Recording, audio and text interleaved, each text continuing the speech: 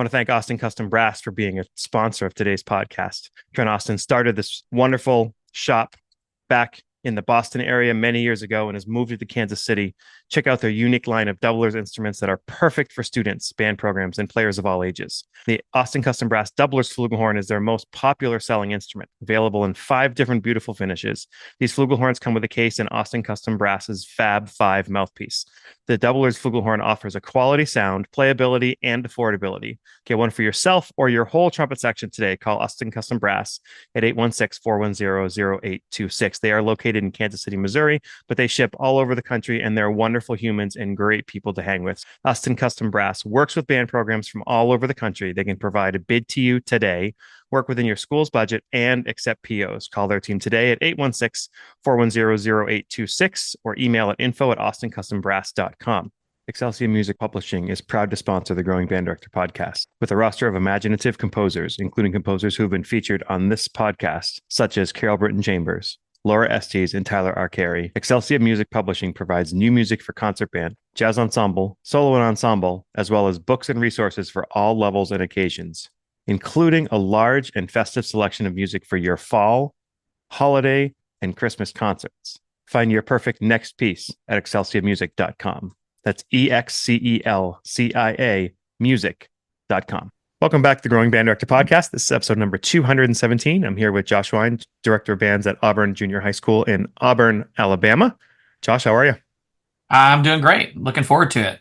Yeah, we're going to have a discussion around programming here. And it's the, sort of winter break where people are listening to this or coming back after New Year. So hopefully we can light some fires and spark people on their journey for programming. Absolutely. It's one of my favorite topics to talk about. And just it's where I kind of steer lots of conversations when I'm talking to other band directors, but I don't know if they get quite as nerdy about it as I do, but yeah. So just a follow-up question to that. Why I think I'm there with you. Like, why is this such a passion for you? Why is it so important that we discuss programming?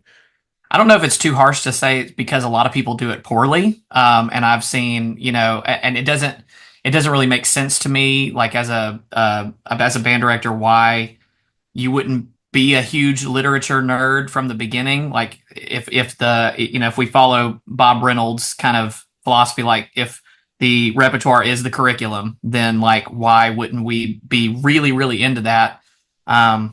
But it amazes me. Like I pretty often, supervise like pre-service student teachers, like interns from universities, and they do a great job here locally about training some of those students. But I've also talked to some kids that are thinking about becoming band directors, and I'm amazed at how little they know about wind band literature, just overall. And I think a lot of universities, unfortunately, are getting away from teaching that a whole lot during undergraduate degrees, which is unfortunate because, I mean, if you go into a band room for your first job and you don't really know the landscape, it's going to be hard because you're going to have to do a lot of hunting that first summer before that first job. And it's, but I mean, I had a little bit during undergrad, but then I took 2 semesters of wind literature during my master's degree, and it really opened my eyes to a lot of stuff.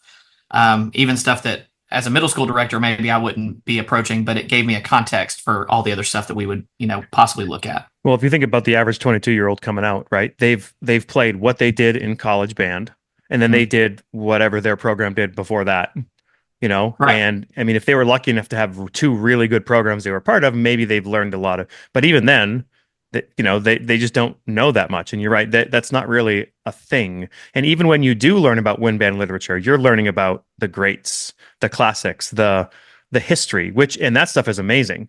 But you're not learning about, the Carol Britton Chambers piece that came out last week that was like, this is why you want to do it, right? So it's sort of like a never-ending thing. And I think we're going to get into a lot about this here in a second. Just tell us a little bit about where you teach and sort of what you teach there. And yeah. Yeah, so I'm director of bands at Auburn Junior High School in Auburn, Alabama, which is the same place that Auburn University is. It's literally 3 blocks away from my school. And we have kind of an oddly structured school system. There's a lot of school changes because it's such a big school system, but we're a city school, so everything's kind of really densely populated for even a small town like ours. So I teach at a school that houses only 8th and 9th graders. And in our progression, that's students in years 2 and 3 of their band progression. So there's a wonderful teacher who teaches our beginners in 7th grade, and then she sends them to me for 8th and ninth grade, and then I send them on to the high school for 10th through 12th grade. However, our ninth graders, while they're with me, can elect to be a part of the high school marching band, because we do marching band 100% after school. We don't spend classroom time during the day on marching band. It's almost like just a completely extracurricular activity for us. So I kind of have my foot in both camps a little bit. So my program is middle school, junior high. I have 3 concert bands, a jazz band. I teach a couple blocks of music appreciation. But then I'm also after school helping out as an assistant director with the high school marching band. And it's good because I can kind of be a bridge for my students from the junior high to the high school, and they know me, and I can kind of help them with that transition. But other than that, I also conduct an adult community band here in my town. So I get to do some harder literature as well, which is really, really fun. But yeah, that's kind of a bird's eye view of what I've got going on. Michelle Fernandez Music is the new source for culturally authentic and rhythmically intriguing music in both the symphonic and jazz ensemble categories, with works available for all ages from middle school to collegiate and beyond. Michelle's unique writing style resulted from decades of personal experience in studying, teaching, and composing music in a wide variety of multicultural styles and genres. All of Michelle's works include percussion parts that are completely notated, and that also include clear and concise performance instructions on all student parts, as well as a score to increase student understanding and independence. Visit michelle-fernandez.com. That's www.michelle with one L Fernandez.com. If you could take a moment and go to thegrowingbanddirector.com to give at least $5 or $3 a month, and it helps the content continue to be created for you to help our profession grow. Let's go back to our scheduled episode. Before we get too far into it, I think we're going to be providing people the couple handouts that you've done, including lots of advice and then repertoire lists that'll be right on people's show notes. We're also going to put on, 5 different playlists that we've done here on the podcast that has over 70 videos of here's repertoire for different grade levels that you should check out and consider and all that. So hopefully between you and I, we're providing plenty of resources for people if they don't know pieces that they should. So one of the things I wrote down that we want to talk about is like keeping this list of pieces you like for all the different reasons. I have it, you have it, and I'm sure a lot of people have it, but there's people who don't write those down. They just, and I don't know why, but maybe they haven't thought of it. So for me, I don't know about you, when I hear a piece, I'm like, yep, that might work. If something changed in our program, that would work. So that goes on the list. If I hear a piece right now and it's like, you know what, that belongs to us, right? We need to do it now because it's better than this piece and this is why, then I'll just put it on the current program. But that is very rare for the year for me. So I program about 12 months ahead of time, but it's really important because it sounds like you're in a place where you know what's coming up to you and you know where they're going. I know there's some programs that are so spread out that they just really don't know until they get there. But yeah, creating this list, and I just love that you have one. I think is really important for people. Yeah, well, actually, the list, I've had lots of different versions of the Excel spreadsheet on my computer of both the stuff I wanted to do, the stuff that's in the library, the stuff that I hear at a conference or things like that I want to look into. But yeah, you're right. I mean, our school system, while it is large and has lots of students, we are kind of, like I said, densely populated. Like all 3 of our schools where our students are in band are kind of on one strip of road together. So we try to work really hard with each other to kind of help each other know what's coming down the pike. The wonderful teacher who feeds into me, she'll often tell me like, hey, you got a really strong group of low brass students coming up this year. You need to be ready for that. And I'm like, great, that sounds awesome. Or, hey, we couldn't start any oboes this year, things like that, and so I am able to get a little bit ahead of that. But also like my 3 concert bands at my school are ability level based. And so I program for what I consider to be kind of the entire spectrum of what middle schools, quote unquote, should be doing. So like my 3rd group is a true 2nd year band, right out of beginner band, still learning to press the right buttons down, trying to make a good tone. And a lot of those kids in that 3rd band are the ones who are in band really for the social experience, which I think a lot of times as band directors, we forget like that's a totally valid reason to be in band. Like I think we get a little bit focused on the top tier of kids, and we forget that like our marching bands are full of those kids who are only there because their buddies stuck it out and they're going to stick it out too. But my third band, like I said, plays true, like right out of beginner band music, all the way up to my top group, which plays the same level of music that I did in my small county high school. And so it's and everything in between. So I actually find it really exciting because I get to look at a lot of different stuff and kind of tailor make these programs for these particular kids where they are in their development. So it's been a fun journey. I think people don't program easy enough in a lot of instances. They overprogram because they tie the level of music their kids play to their value as a teacher. And we've all overprogrammed, and I think as we get older, we probably do that less. At least I know I do. Um, it's just freeing to work on music that is appropriate for the students. You can work on mastery, not, hey, how do I count every single measure? I once heard the story of this program that was overprogramming, and they had this freshman trumpet player who loved band, but he like the night before the concert, he goes home, and the mom tells me, yeah, he goes home and he says he's not looking forward to the concert. And I asked him why, and he said it's because he never knows where he is in the music. Like, not only can't he play it, he doesn't even know where he is. And this is like a kid who's interested. So clearly they're playing music that is just far above, where the program is at. And this was not like that 100th out of 100 player who couldn't do anything. This was like a fairly typical freshman. So that over programming thing, I think is big. And I've mentioned that a lot on the podcast. Like simple music is good. Now, yes, we want to challenge our students, but that simplicity can be very freeing. Yeah, I was speaking to a university group back in August. I got to go do a guest lecture for like a senior level music ed class, kids who are just getting ready to intern and head into the job force. And one of the things I mentioned to them is one of the places I go for like literature ideas is programs from like the Midwest Clinic or the WASPy Clinic or whatever.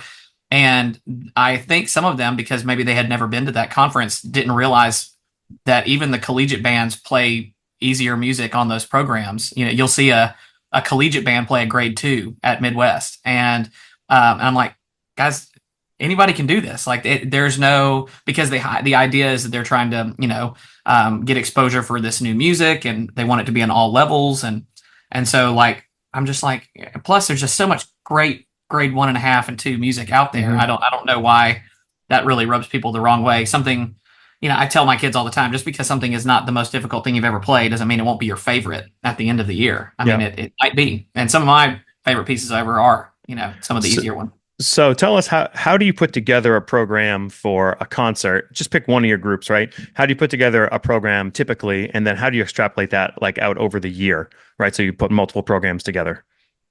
Yeah, so we do 3 big concerts a year. So we play one in December, we play one in March, and we play one in May.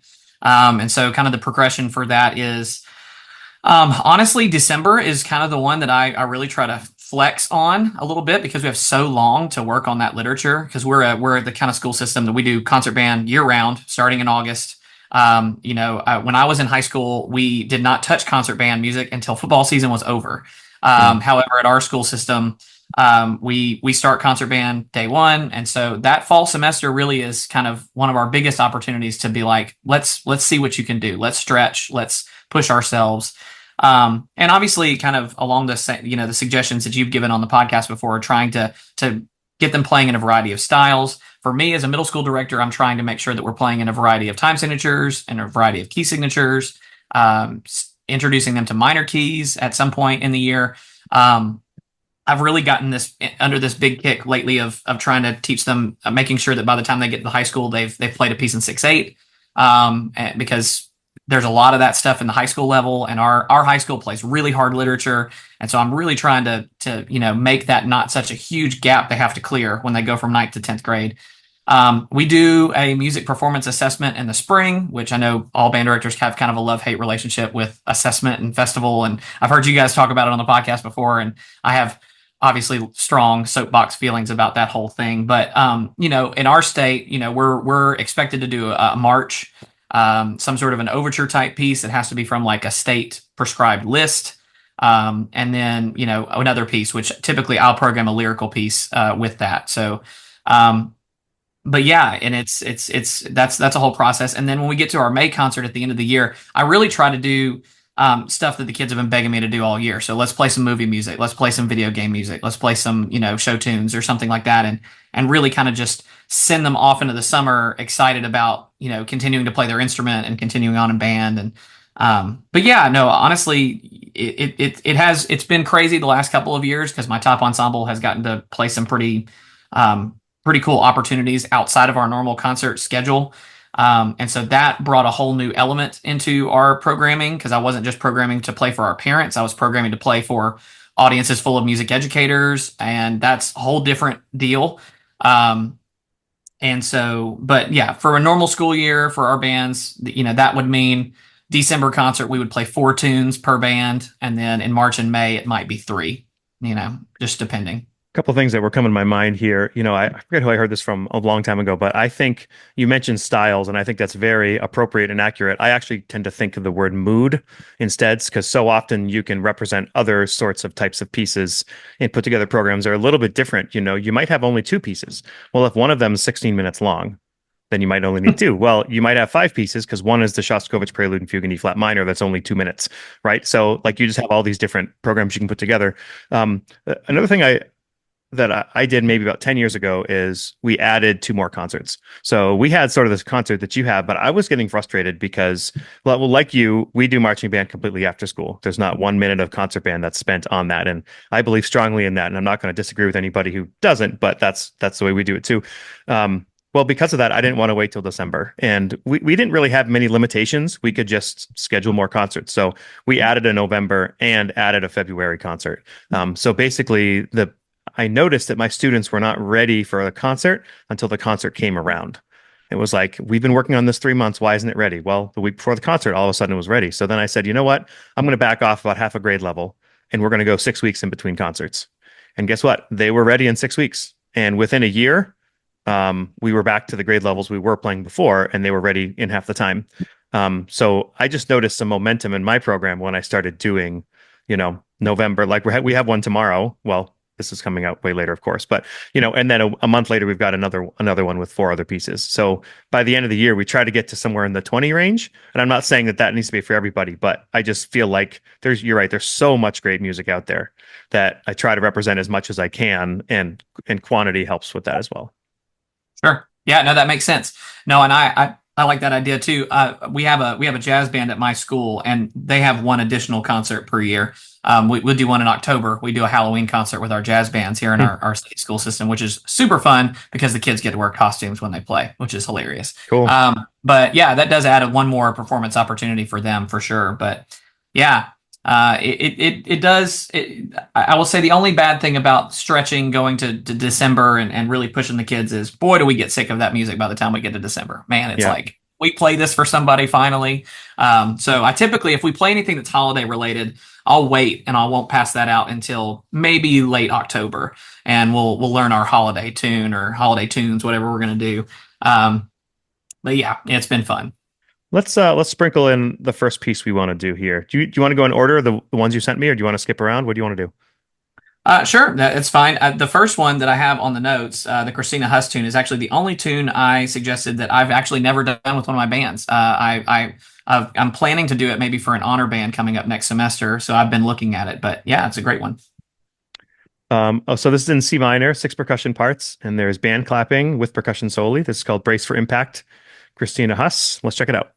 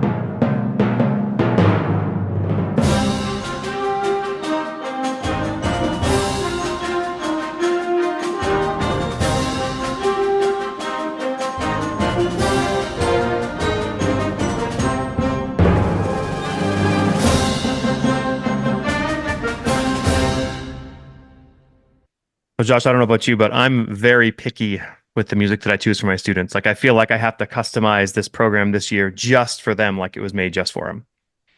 Yeah, absolutely. And one of the reasons I like that brace for impact is, like I said, the it keeps. I have, just like everybody, I have percussionists that really want something to do, and they Hmm. really want to be involved.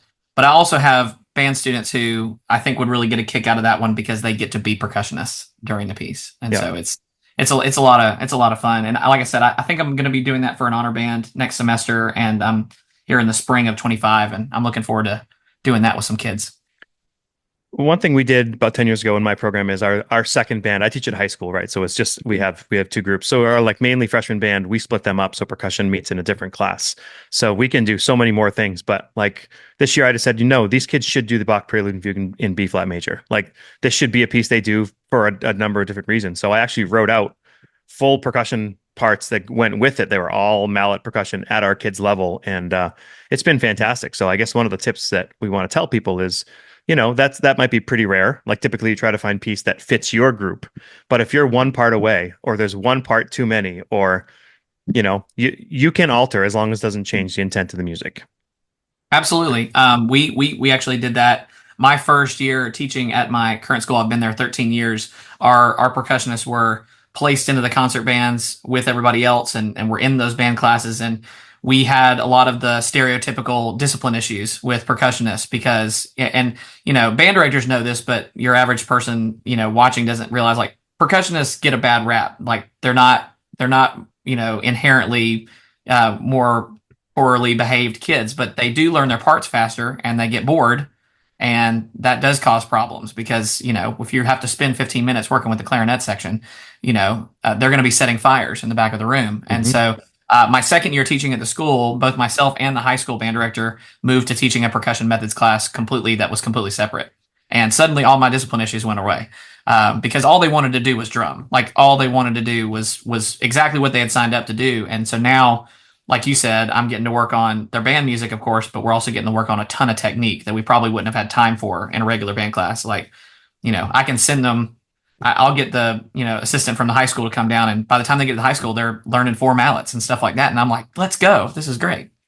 Yeah, and if percussion ensemble pieces, if people don't know the website Tap Space is fantastic. There's so many great pieces on there for every level and number of players and all that. A note I wrote here is I'm just going to read it. Program music that represents the history of wind bands.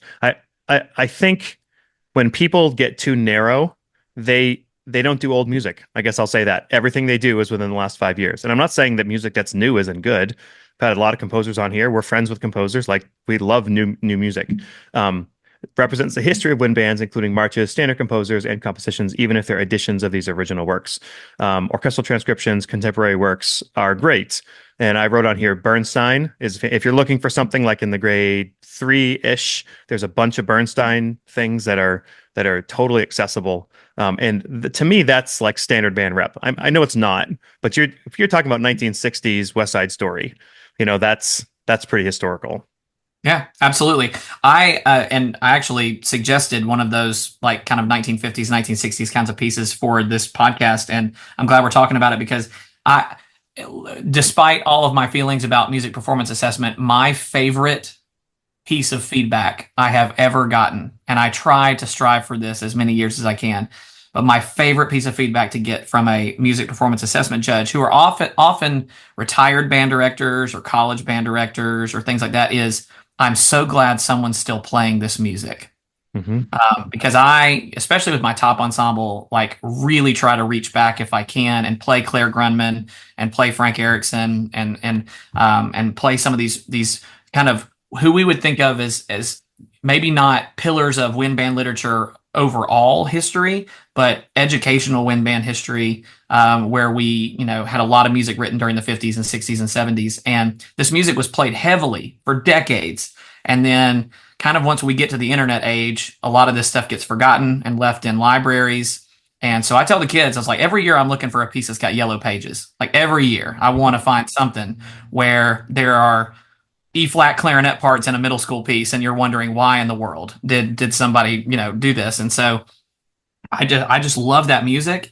We did we did one this past year for some of our conference performances. It was a symphonic overture by Charles Carter, which was not a composer that I knew. It was kind of an obscure composer. He wrote for lots of different mediums, and it was beautiful band music. It reminded me of Alfred Reed and a lot of these, but it was written.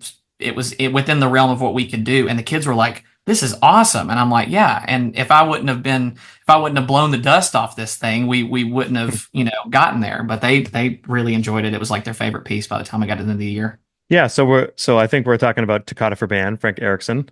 We are. Yeah, let's check it out. Here's Toccata for Band, Frank Erickson.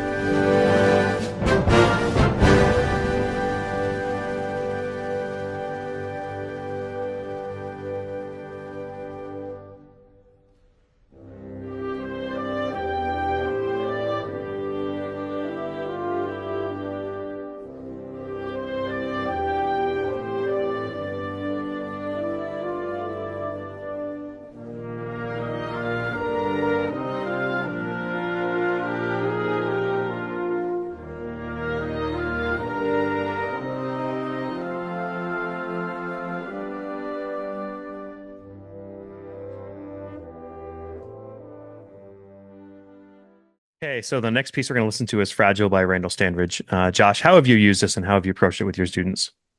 Yeah, I love this piece. I've done it with both my bands at the junior high, and I've also done it with honor bands. It's a great honor band piece because it provides a lot of cool opportunities for some really interesting tone colors. It's kind of interesting. Like, Randall always gets put in this box of having lots of percussion. He's very proud of that. He talks about it a lot. Like this piece, even though it's a grade 1.5, has 3 mallet parts that are all standalone, don't copy each other. They're all independent. No, but this piece is a part of, a series of pieces that he did, kind of trying to tackle like mental health issues and prompt conversations about that. When I've done it with my bands, and when I've done it with an honor band, I used it as kind of a conversation starter about being a good friend. So the way I've described it is, have you ever had a friend that you're such good friends with that the moment they walk in the door and you see their face, you can tell what kind of mood they're in and you can tell if something's wrong. And I tell them that part of being a good friend is then immediately checking on your friend. And one of the great things about band is that we make friends and we're able to be empathetic towards one another and kind of carry each other's burdens a little bit when we see that there's something wrong. Band directors were often placed in the counselor chair, whether or not we want to be that or not. But I mean, I can't, as a junior high director, I can't tell you how many times I've had a student walk in my office and tell me about the fight they just had with their best friend. And, me being an adult, I'm like, you're not going to remember this next week. But to that 14-year-old kid, it's a huge deal. And so the fact that we can kind of explore some of those ideas musically, there is a aleatoric section kind of in the middle of Fragile where it kind of musically depicts somebody dealing with anxiety or anxiousness or getting overwhelmed by life in that moment. And it's a really great kind of catalyst for having conversations about how do we deal with those thoughts healthily? How do we help each other out? How do we look out for one another? And so it's been a lot of fun to work on when I've had students work on it. All right, let's check it out. Here's Fragile.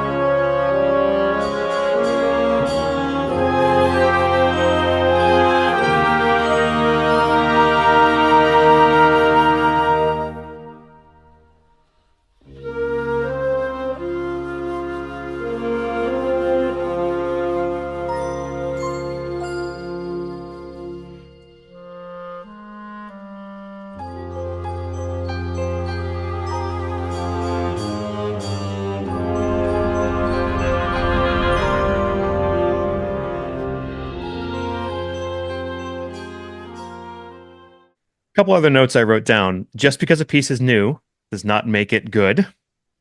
Just because a piece is old doesn't make it good. Program music that will feed your band what they need by a thoughtful approach to their current ability level. Match the parts of the piece with the musician.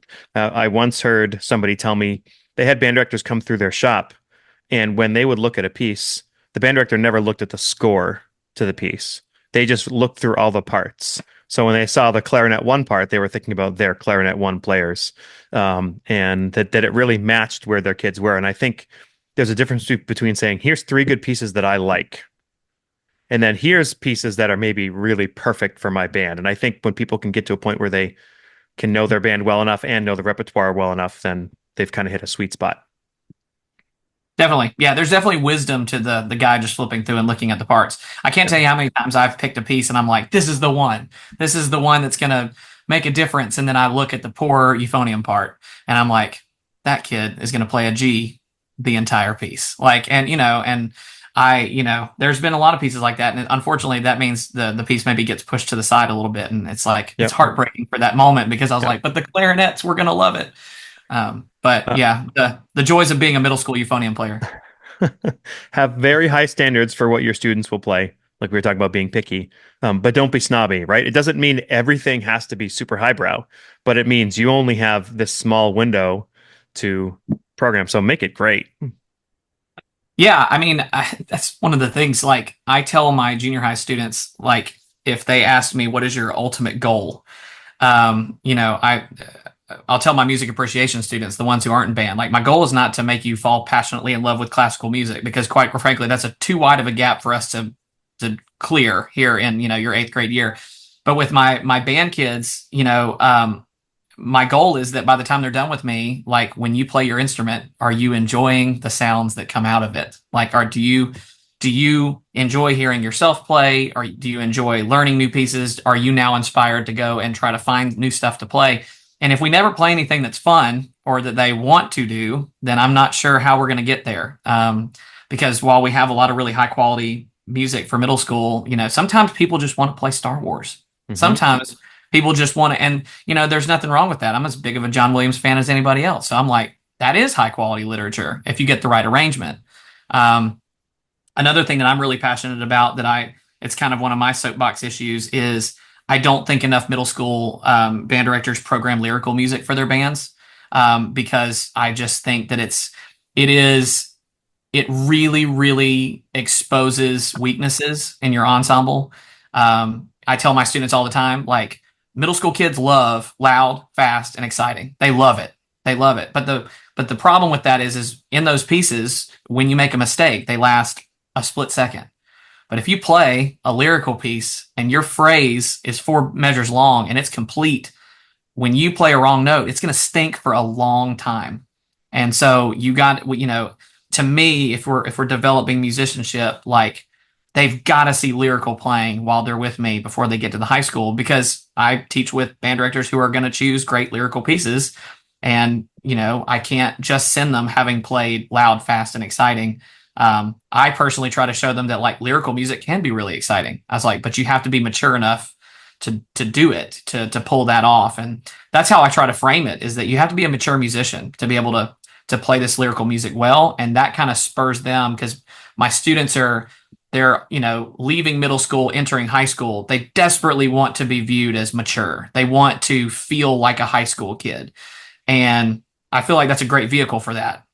Plus, I mean, I think everybody's favorite music when they're in middle school is loud, fast, and exciting. But the band directors, the reason they fell in love with it was probably some momentous piece of lyrical music that they got to play. And they realized, this is where it's at. Maybe not a percussionist, but if you're a wind player, there was a moment where you heard overtones in the room and you're like, sign me up for this for life. I'm in for the long haul. So I know that it was that way for me, for sure. And sometimes you have to be creative with that too. Like, they might not be ready for, what you want them to, but you do have to work on it. So we're going to kind of transition here into a couple pieces that thankfully you allowed me to, like, put in here that I was thinking about.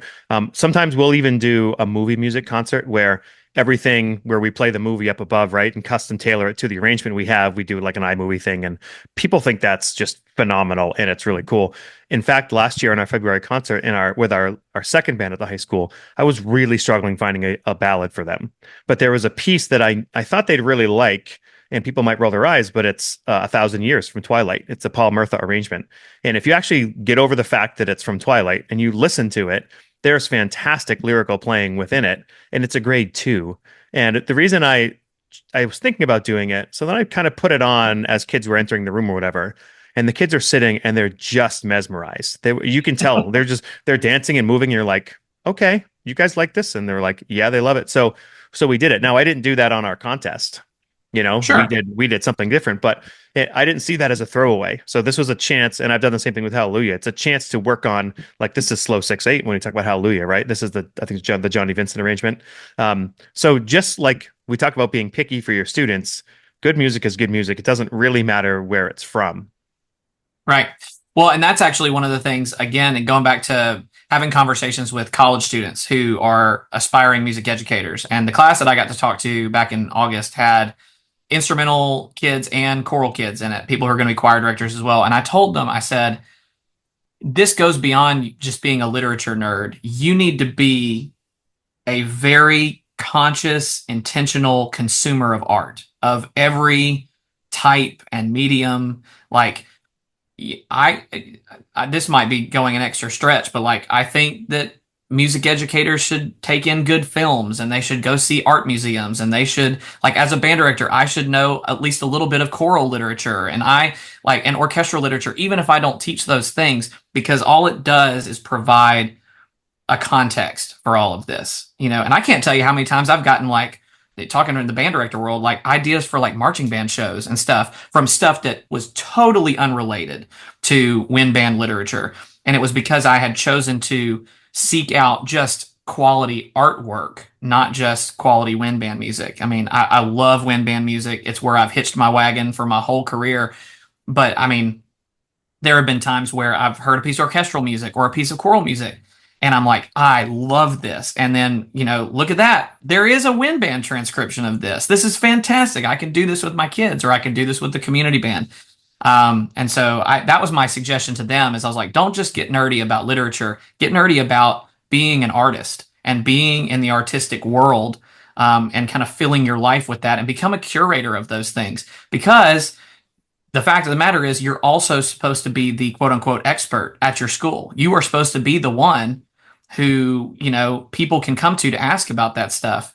Just like I tell the kids, like, if the president of the United States has a musical question, the official music advisor to the presidency is the commander of the Marine Band. Like, he or she is supposed to call the Marine Band to ask those questions.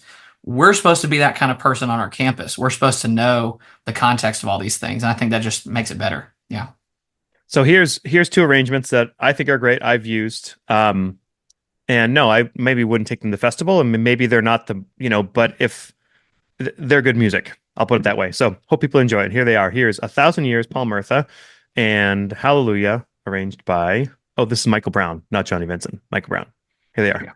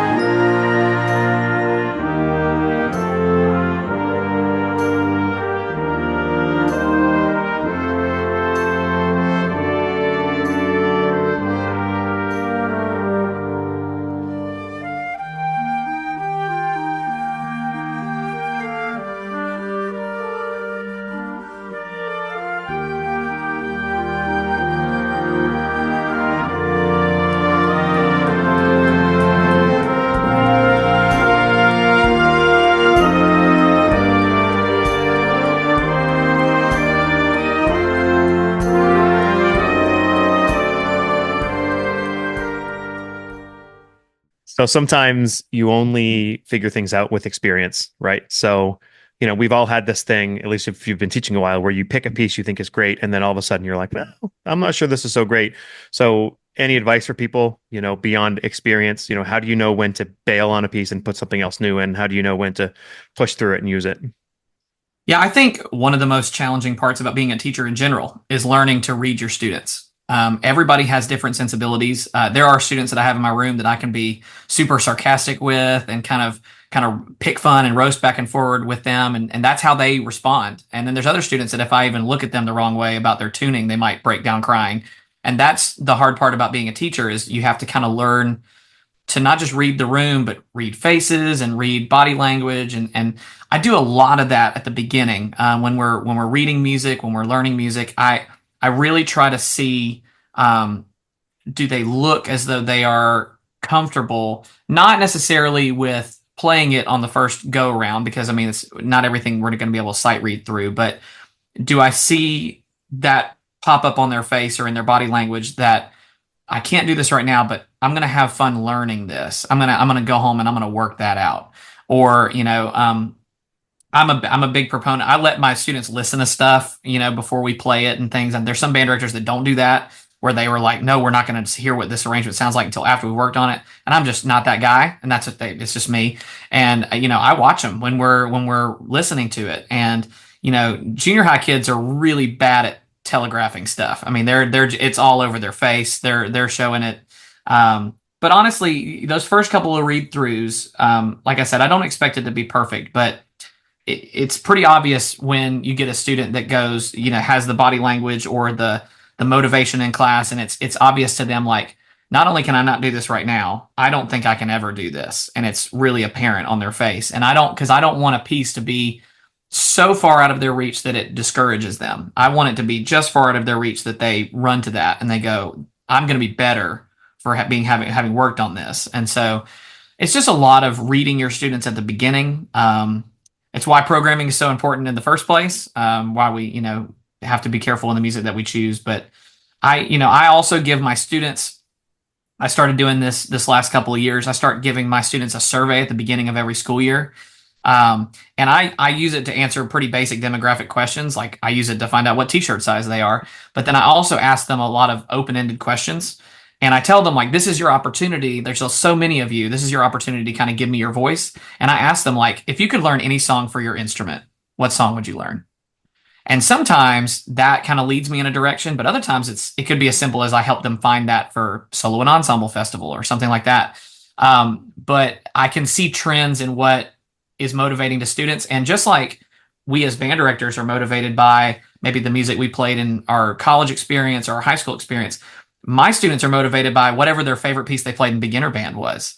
Whatever unlocked this band world for them in beginner band, they're going to gravitate towards. So I try to kind of hit as many bases as we can, but it's a lot of reading the students really early on in the semester for sure. Speaking of motivation, I'm going to kind of pivot here for a second. You remind me of something. Our final concert before parades happens in the middle of May, and it's a 5 through 12 concert. Everybody's in the same gym, and we have about 500 students. So it's a smaller town, but literally all the bands are side by side. We go through all of it in about 40 minutes. So because my wife does all the middle school and I do the high school, so I do it how she wants because I want her to be happy, and I want the fifth graders play, and then they have to sit. We start in fifth grade, and then they have to sit for all the other groups. So each group gets one song. Each group is 3 minutes, 4 minutes max. And when you get to wind ensemble, it's hard not to do a 7-minute piece. But you can do that Pirates of the Caribbean, but you got to cut out this middle part because you think about the whole thing. So one thing we've started doing is at the end, before we play our combined God Bless America arrangement that the fifth graders already know, before that, the high school always ends with a pop tune because the kids who are in eighth grade, who many have signed up for next year coming into ninth grade for us, but many are still on the fence or many haven't signed up. Well, I have this golden opportunity. So in the last 5 or 6 years, I've always chosen a marching band pop arrangement of Taylor Swift, Hawaii Five-0, something, Blinding Lights, something, because you know what? It doesn't matter what you select. if they're not in your band, they're not going to experience any of it. So, and the reason I say marching band is because there's drumline with that. Because at the same time, we're signing up for marching band. So those percussionists are sitting there and they look over and they see a full drum line because all my percussionists have learned the drumline parts, and they're sitting there jamming away. And I've got probably 15 kids in my band right now who were not signed up, but then they heard that and saw that and they're like, oh, I want to do this. Now they don't think we're doing that all the time, but it's that like here's a moment to motivate some of these kids. And I'm lucky because right now my kids are in middle school, so their friends are all in middle school. So then I'm sitting at home programming in the middle of the year, and I'm like, "Hey kids, come over." They're all like playing pool or whatever. Like, check this out, and like, "Oh no, no, Dad, that one stinks." And what about this one? Oh yeah, that's the one you want to do. And they end up being right. So letting those middle school kids like kind of meet you where you're at has helped keep them going. Yeah, that makes a whole lot of sense. And like we do an event at our school where the junior high kids get to go be in the marching band for the night at one of our home games, which is always a huge success. And at the day after, or the week after, our kids are always like, "I'm signing up for marching band. This is awesome." But there's a long time between that October home game and the following May when they actually have to put their name on a piece of paper and say, "I want to do this." And so, yeah, we try to do some stuff here as well, but that's a challenge. But you're right. I mean, they see that drum line and they see that marching band stuff, and they're like, "Yep, this is what I want to do." Yeah. They forget though. It's quick. It's easy to forget. So the next piece we're going to listen to is actually an anime tune called Sadness Yeah. and Sorrow. And you brought this to my attention, so tell us a little bit about it. Yeah, I was just kind of looking through one of the publishers' websites, and I saw this, and the name stuck out to me because middle school band pieces are typically pretty cheeky in the way that they name their tunes, and I thought to myself, this is really on the nose, and I was like, there's got to be more to this story, and apparently this was just the track name from this anime TV show, and I got some kids in band that like anime, but it's not a world that I know a whole lot about, but then I went and listened to the piece, absolutely gorgeous.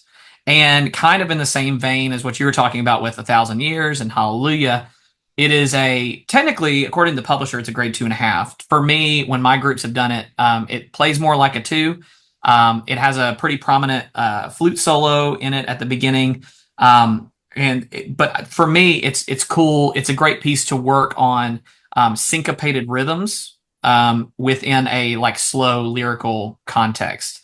And so I think that's why maybe it gets the bump to 2.5 is because a couple of the rhythms are a little bit syncopated or maybe have to tie across the bar line or something like that. But it's a beautiful piece of music. It sounds very cinematic. To me, I mean, I don't know if I would call it sadness and sorrow. I think it's just emotional sounding, to be honest. But it's a great piece that my students loved when we worked on it. Great. Let's check it out.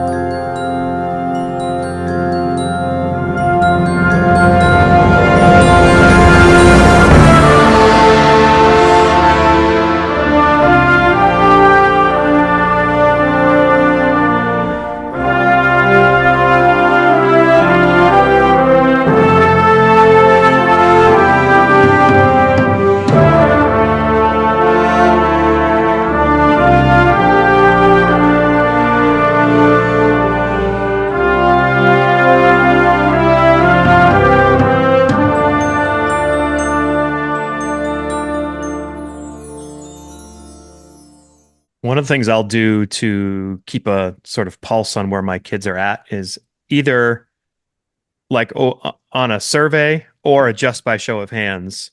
When we're near concert time or after concert time, I'll ask them, of these four pieces, what was your favorite? Of these three pieces, what was your favorite? And not that that's everything, but if I choose three pieces or four pieces and there's, say, 50 kids in the band, if a piece didn't get any favorites, like none, unless I have a really good reason why I used that piece and will continue to, I probably won't do it again. And when I started taking this approach, I wanted every piece I choose to be someone's favorite.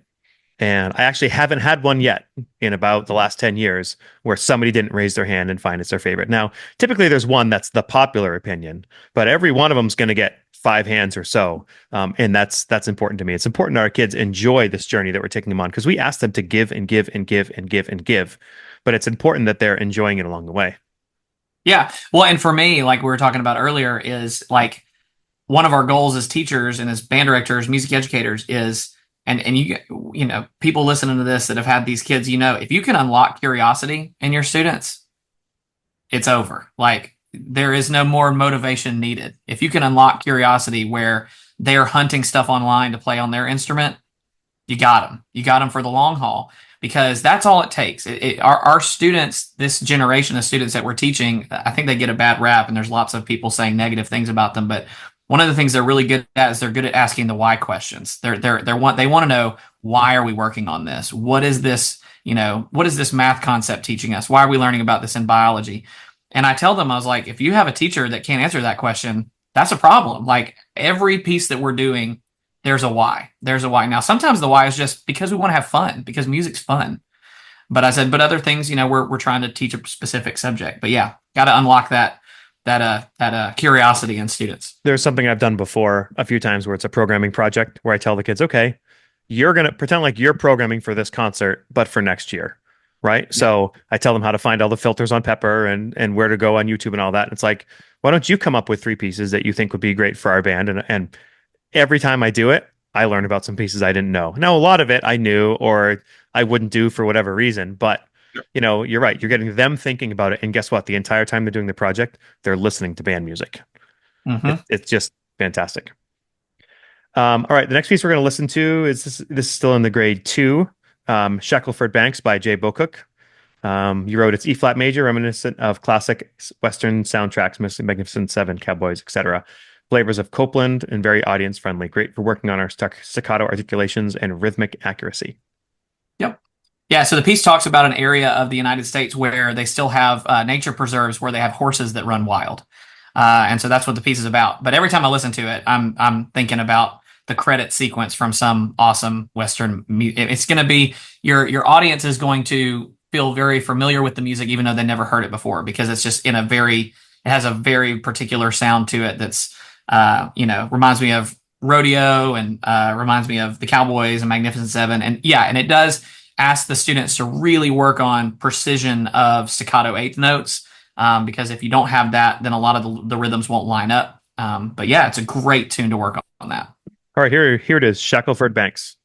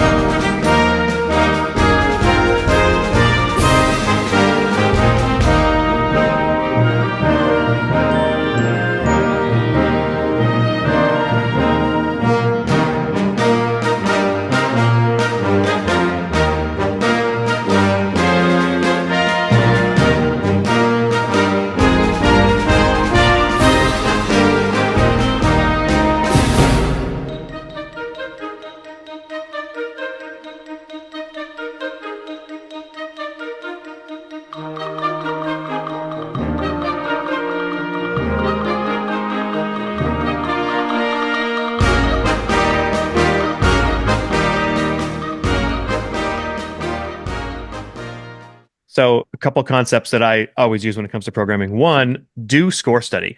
Like you should know in this measure, this is an E flat chord. Now, you can delve in forever about it, but like, why does this melody sound different now? Oh, look, the harmony went to the major. It's like now a major seven instead of a rooter. Like doing the score study is important. And I think a lot of people don't do it. For me, it gives me energy. For me, it allows me to like oh, that's why that's that way. And that is really cool. So then when I get to teach it, I get excited about it. So if I'm doing music I love and I've done the score study, then I feel like I can, be the best teacher for my students.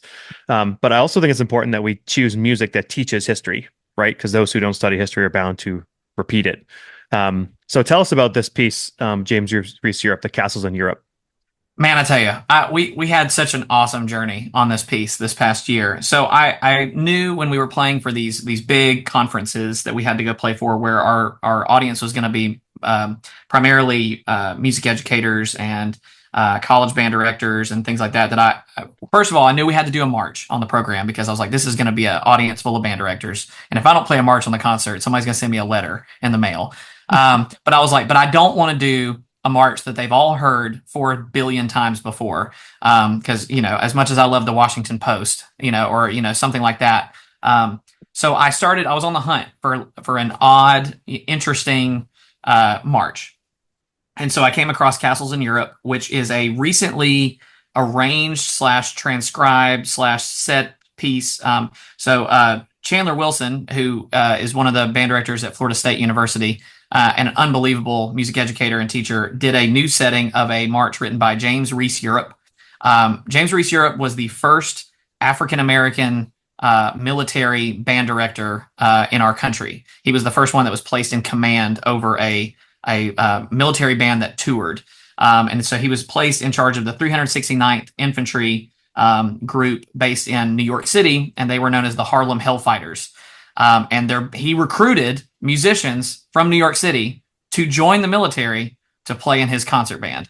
As you can imagine, that produced some pretty outstanding stuff. So good, in fact, that they sent this band across the way on USO tours to entertain soldiers during World War I. James Reese Europe was an awesome musician, but also a composer. And when he came back to the States after the war, he became the band leader for a couple who were competitive ballroom dancers, who were like world championship ballroom dancers, and their last name was Castle.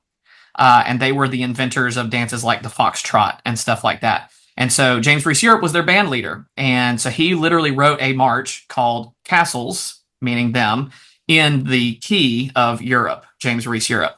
And so when people hear the title, they're like, I think I know what that means. And you're absolutely wrong 100% of the time. And this march is a traditional march style. James Reese Europe would have been a contemporary of John Philip Sousa towards the end of his life.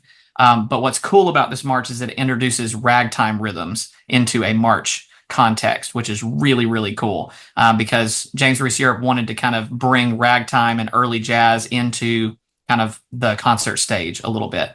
And it's got a great feature during the trio where your xylophone player gets to kind of play a little duet with a piccolo player. It has an optional piccolo part. And that's unique because James Reese Europe was a piccolo player. So he wanted to kind of tip his hat to his own instrument there. Yeah, and doing the studying for this piece, I'm not sure I've seen a piece like it where the xylophone doesn't play at all during the piece, except for that trio. And then it's all other battery percussion, but they don't play during that. So it's like you could even have the same person play that, right? They don't play at the same time, but it's fabulous. Let's check it out. Here's Castles in Europe.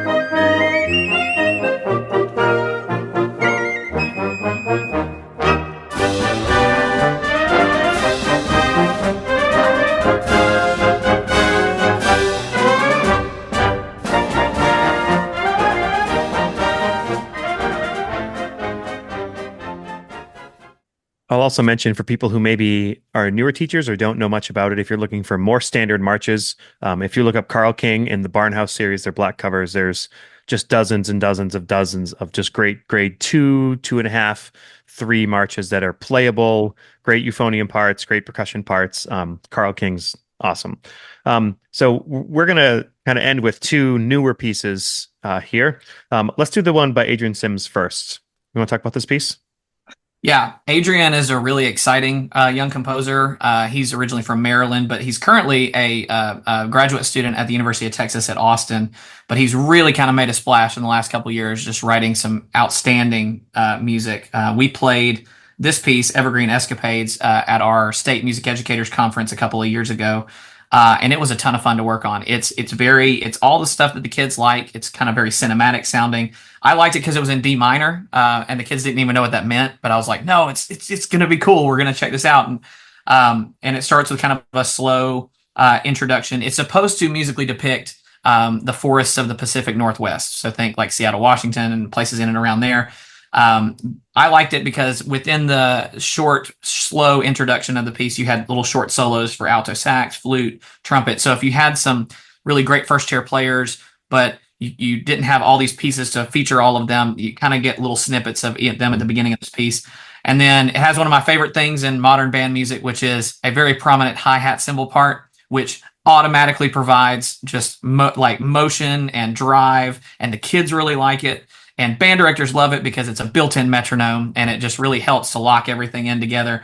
But I like it because the introduction's in 4, but then all the fast stuff is in 3. So it allows you to kind of get some different rhythmic things going on. So, and make sure you put the right percussionist on the hi-hat part. Absolutely. The one that you were going to put on snare drum, you got to put on the hi-hat cymbal. It's really great. But yeah, Adrian's an exciting new voice in band music. All right, here it is, Evergreen Escapades.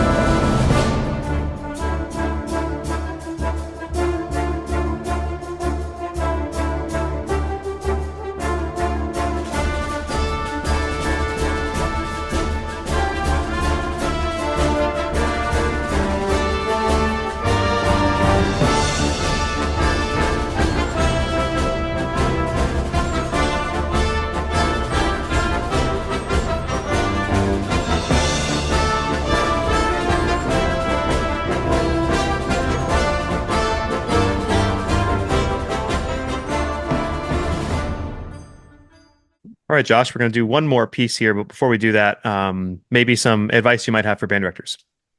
Yeah, I think we talked about earlier, you had some great advice for the listeners talking about how just because a piece is new doesn't mean it's good, doesn't just because a piece is old doesn't mean it's good.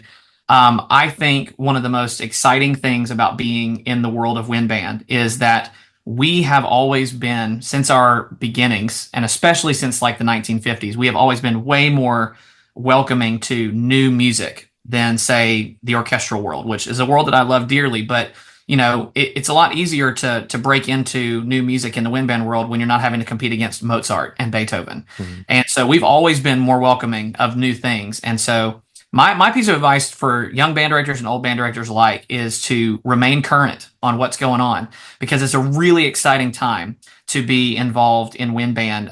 There are some really awesome voices who are coming into our world through composition, but also moving into our world from other mediums because they're realizing that this is, the wind band is a pretty cool car to drive, and so they're trying that out. But my encouragement would be, check out who's winning these composition contests. Check out who's getting performed and premiered at Midwest and WASB and these other conferences. Find the YouTube channels of these, premier collegiate ensembles who are doing a really good job now of putting their performances out there on YouTube and go, I've never heard of that composer before. Let me go check out their website and see if they have something that maybe my band could play.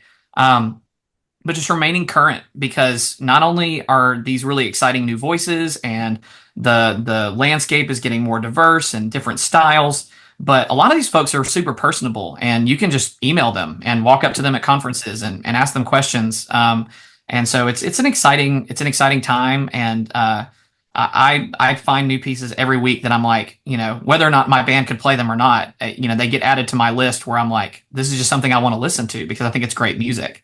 So that would be my advice is to stay on the cutting edge and not forget the old stuff and the great stuff, but also embrace what's coming down the pike.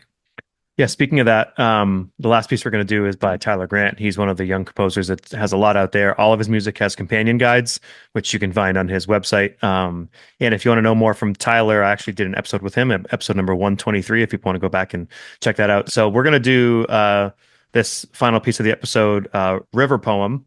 It uses piano, very cinematic. Tell us about it.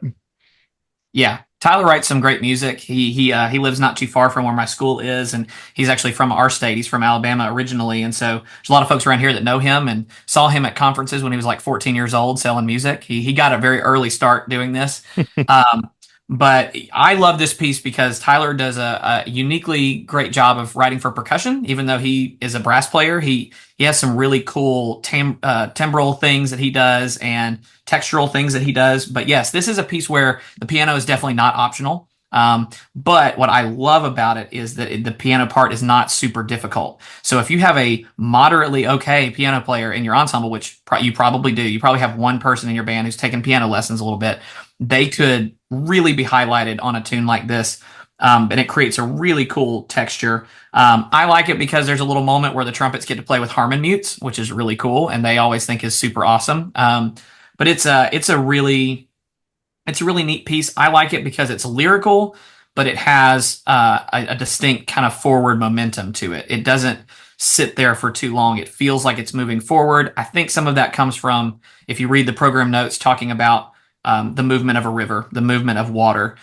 So it has that flowing kind of sense, but it never sits in one place for too long. It keeps moving. So I think it actually helps with younger kids to help keep their interest because they're not having to really just sit in a moment for too terribly long. But it's a beautiful piece that was really well received by the audience when we played it. So. And if I were to ask you how many pieces for middle school band can you name that have the trumpets playing a harmon mute, you probably have to think for a while because it's not.